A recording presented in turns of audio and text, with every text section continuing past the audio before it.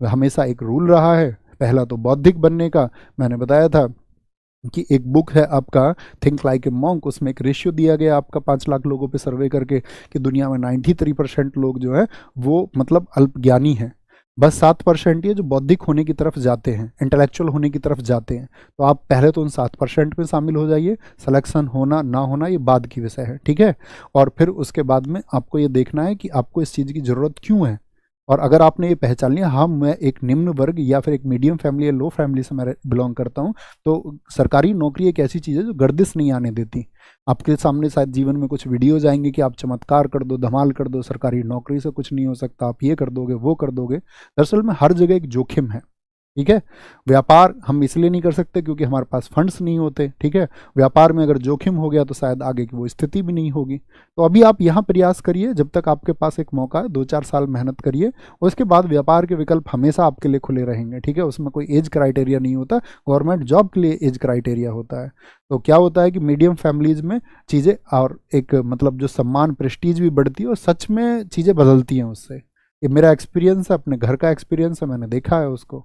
और संघर्ष एक ऐसा होता है कि भाई अगर आपको लगता है आपके पिताजी गवर्नमेंट जॉब या किसी तरह के फंड्स आपके पास में है, तो उस पर मतलब बहुत ज़्यादा गर्व करने की बात नहीं है। गर्व आपको इस बात पे करना है कि भविष्य में आपने अपनी वजह से क्या किया है। तो उतना कैपेबल आपको बनना है, मेहनत करनी है, और दम लगा के मेहनत करिए। जब आप ये पहचान ले कि ये मुझे क्यों करना है, तो अपना 100% उस पर लगा दो।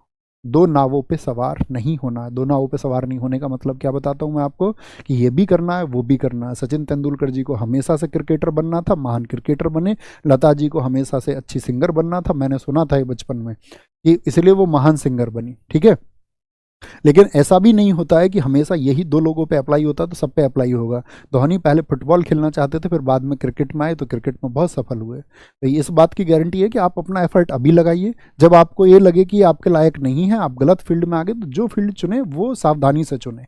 कुछ भी हो, जरूरी नहीं है कि मैं कॉम्पिटेटिव एग्जाम्स के लिए पढ़ा रहा हूँ तो वही एकमात्र सेफ रास्ता हो सकता है।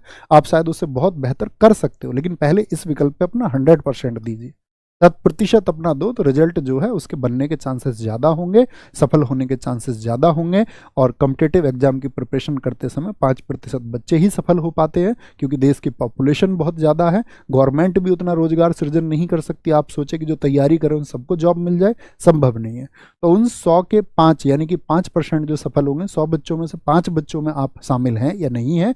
अगर नहीं है तो एफर्ट्स लगा के उनमें शामिल होइए, तब आपके सिलेक्शन के चांसेस होंगे। बस मेहनत करते रहिए, डोंट हेट एनीवन, किसी से ईर्ष्या नहीं करनी। मैं हमेशा ये कहता हूँ आपसे कि आपको किसी पड़ोसी, किसी गांव के व्यक्ति को सफल होके मुझे दिखाना है और वो व्यक्ति नीचा महसूस करेगा, इस कॉन्सेप्ट से काम नहीं करना है। आपको मेहनत करनी है इस बात के लिए कि मुझसे जुड़े हुए जो लोग हैं, जो मेरे डिपेंडेंट हैं या जिनका डिपेंडेंट मैं रहा हूँ, वो व्यक्ति कितने खुश मेरे इस चीज़ से होंगे, उन सब के लिए अपने जीवन को साथी कुर्बान कर देना है। वो नज़दीकी लोग, चाहे 1-2 दोस्त हों, चाहे 2-4 फैमिली के मेंबर हों, माता पिता जो भी हैं, जो आपके आगे बढ़ने के इस क्रम से खुश हैं, उनके लिए अपना 100% आपको लाइफ में देना। बाकी दुनिया को इग्नोर कर देना। ख्याल रखिए। जय हिंद, जय भारत, जय मां सरस्वती।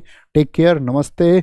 आप सबके फैमिली मेंबर्स को बहुत सारा नमस्ते। घर जाके बोलना सबसे, mummy papa and all olders and elders. Thank you, take care.